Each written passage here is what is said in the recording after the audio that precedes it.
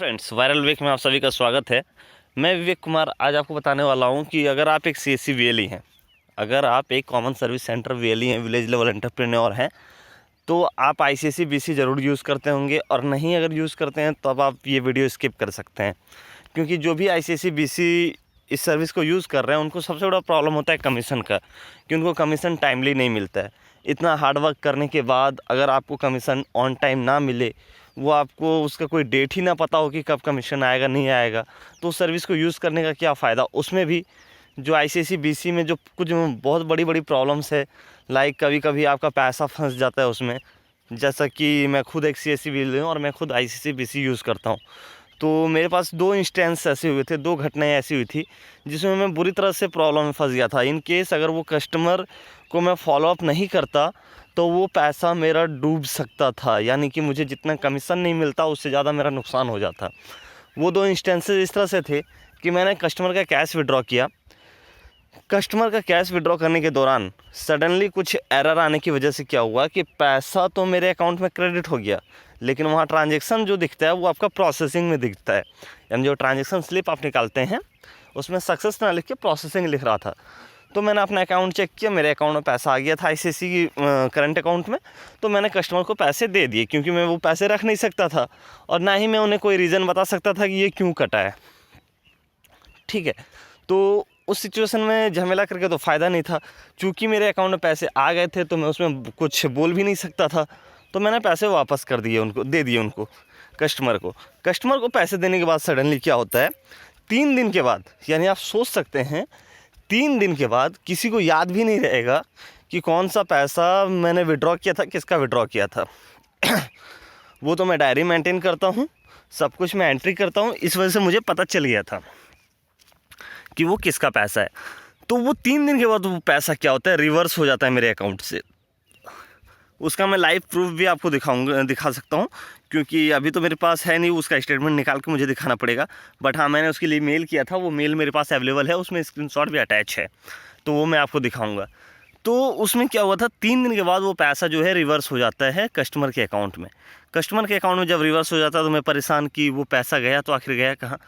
जब मैंने उस चीज़ को चेक किया, उसका ट्रांजैक्शन आईडी मैंने चेक किया, जो आरआरएन नंबर होता है, तो मुझे पता चलता है कि जिस कस्टमर का प्रोसेसिंग में दिख रहा था ट्रांजैक्शन स्लिप पे अमाउंट, वही पैसा 3 दिन के बाद कस्टमर को रिवर्स चला गया है मेरे अकाउंट से कट के। अब आप सोच के समझ सकते हैं कि कितना ख़तरनाक ये सिनेरियो है। वो जो ट्रांजैक्शन था सिर्फ 1000 रुपये का था, इसलिए मुझे कोई बहुत ज़्यादा प्रॉब्लम नहीं हुई, लेकिन फिर भी मुझे नहीं कुछ तो 6 से 7 बार कस्टमर के घर पे जाना पड़ा, तब जाके मैं पैसे अपना रिकवर कर पाया। उसके बाद आईसीआईसी बैंक और सीएससी जो है इसमें कोई रिस्पॉन्स लेना नहीं चाहती है। रिस्पॉन्स नहीं लेना चाहती इन द सेंस क्या होता है कि वो लोग को आप मेल करते रहिए, कांटेक्ट कीजिए, बट कोई रिस्पॉन्स आपको नहीं मिलेगा। मैं आपको मेल का प्रूफ भी दिखाऊंगा कि क्या मैंने मेल किया है, क्या मैंने ट्वीट किया है, कहीं कुछ नहीं है। ठीक है, वो लोग सिंपली आपको आजकल करते रहेंगे। उसके बाद एक दूसरा इंस्टेंस सेम इसी तरह का हुआ था, बट हाँ, मेरा लक अच्छा था कि कोई बड़ा अमाउंट दोनों में ही नहीं था, दोनों में सिर्फ 1000 रुपये के ट्रांजैक्शन थे। बट आप सोच सकते हैं कि 1000 रुपये कमाने में कितना मेहनत लगता है सीएससी के द्वारा। आप अगर 100 बिजली बिल कलेक्शन करेंगे तो भी आपको 1000 रुपये का कमीशन नहीं मिल पाएगा, बट यहाँ पे सडनली 1000 रुपये कट जा रहे हैं। ठीक है, और चलिए मैं उस चीज़ का आपको मैं प्रूफ दिखाता हूँ। आई थिंक मैंने अपने, हाँ ये देखिए यहाँ पे, ये मैंने इससे मेल किया था, मे बी ये मैंने ट्वीट किया था। और ओके, हाँ बिल्कुल देख सकते हैं, ये 3 मार्च 2021 का है। ये ट्रांजैक्शन रिवर्स हो गया था कस्टमर के अकाउंट में, और रिवर्स हो जाने के बाद मतलब बहुत ही गंदे तरीके का ये सिस्टम है। और सबसे बड़ी बात, इसका कमीशन भी टाइमली नहीं आता है। आप देख सकते हैं, इसका मैं पूरा आपको मेल प्रूफ दिखाता हूँ। ये देखिए, dear ICIC team, I did a cash withdrawal of a customer named this on 28 February 2021 for 1000 from my BC and transaction amount credited to my account. यानी कि वो जो पैसा था मेरे अकाउंट में भी क्रेडिट हो गया था। And I hand over ₹1000 to customer as usual, but suddenly today morning I saw that ₹1000 has been reverse to customer account on 3 March 2021। यानी 28 फरवरी को मैंने ट्रांजेक्शन किया था, पेमेंट रिवर्स हुआ है 3 मार्च को। हम वो सोच सकते हैं आप, 3 मार्च को पेमेंट रिवर्स हुआ। Now customer denied to refund amount, यानी कस्टमर सिंपली बोल दिया था मैं आपको पैसा नहीं दूंगा, मेरे अकाउंट से पैसा निकल चुका है। और गांव के एरिया में आप समझ सकते हैं, वो भी अगर लेडीज़ हो तो उन्हें समझाना कितना टफ़ होता है। फिर मैंने उनका बैंक स्टेटमेंट निकलवाया, तो आप एक और प्रॉब्लम यहाँ पे गंदा ये है कि यहाँ पे तो इन्होंने मेरे अकाउंट से 3 तारीख को रिवर्स कर लिया था, ठीक है, लेकिन कस्टमर के अकाउंट में वो पैसा 3 तारीख को नहीं क्रेडिट हुआ था। कस्टमर के वो अकाउंट में वो पैसा 8 तारीख को क्रेडिट हुआ था। सोच सकते हैं 5 दिन के बाद। यानी कि ये बिल्कुल भी इरिटेट करने जैसा सिचुएशन था मेरे लिए, और मैंने कैसे इस सिचुएशन को हैंडल किया वो मुझे ही पता है। तो ये प्रॉब्लम सबसे बड़ी है, इसलिए अगर आप ICC-BC यूज़ कर रहे हैं तो इस प्रॉब्लम से ज़रा बच के रहिएगा, क्योंकि अगर कोई बड़ा ट्रांजेक्शन फंस जाएगा और कस्टमर अगर बदमाश टाइप का रहा तो आप पैसा नहीं निकाल पाइएगा, आपको अपने घर से नुकसान झेलना पड़ेगा उस सिनेरियो में।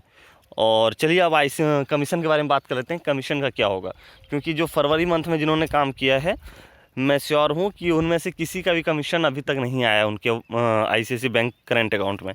तो कल क्या हुआ था कि राजेश मिश्रा जी जो कि कंट्री हेड हैं बैंकिंग कॉरेस्पोंडेंस के, तो उन्होंने एक ट्वीट किया था गोल्ड लोन से संबंधित।